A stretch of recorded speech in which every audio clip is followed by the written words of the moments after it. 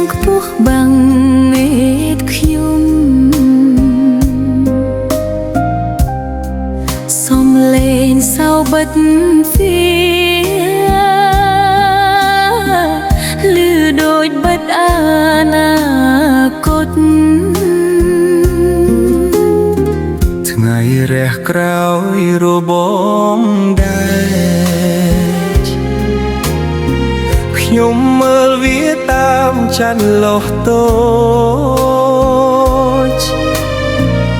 កំហុសមួយក្នុងអាដីតបំលែងជីវិតខ្ញុំទាំងមូល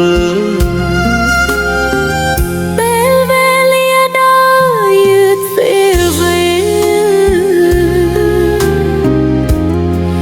ចិត្តខ្ញុំសួរខ្លួនឯងបាទត្រឡប់ក្រោយខ្ញុំនឹងជ្រើសផ្លូវផ្សេងជីវិតពលតមិនមែនជាចុងក្រោយកាយជាមេរៀនឈឺចាប់ក្នុងចិត្តទោះជាប់នៅក្នុងចិញ្ចែងក្រជាក់ក្តីសង្ឃឹមនៅមិនតន់ស្លាប់ខ្ញុំសូមអោតាសំដងទៀតដើម្បីកែប្រែជីវិតខ្ញុំថ្ងៃណាមួយក្រៅរបងនេះខ្ញុំនឹងឃើញជាមនុស្សថ្មី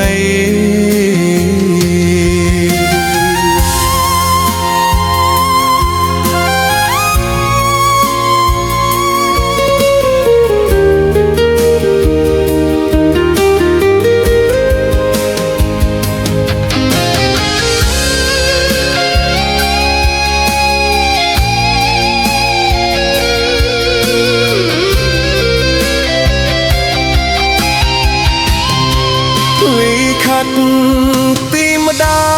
យនៅក្នុងដៃអក្សរនេះមួយប៉ះពេដូនឹកដល់សំណាចកូនតូចដែលរងចាំខ្ញុំត្រឡប់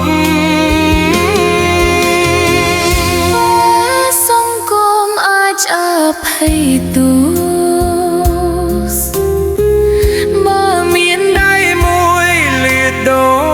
មមករកខ្ញុំនឹងកាន់វាដោយមិនលែដើម្បីដើរទៅមុខវិញ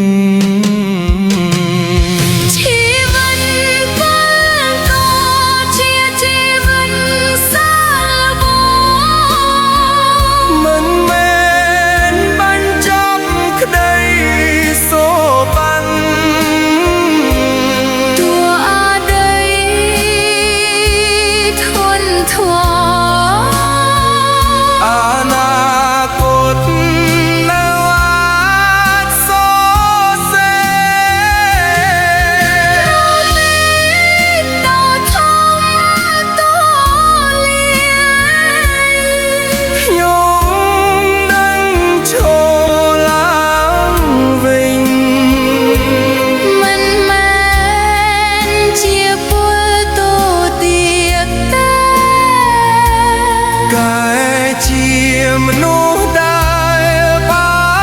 នរៀនហុនលឺតូចមួយច្រាជួតាមរន្ធឈិញ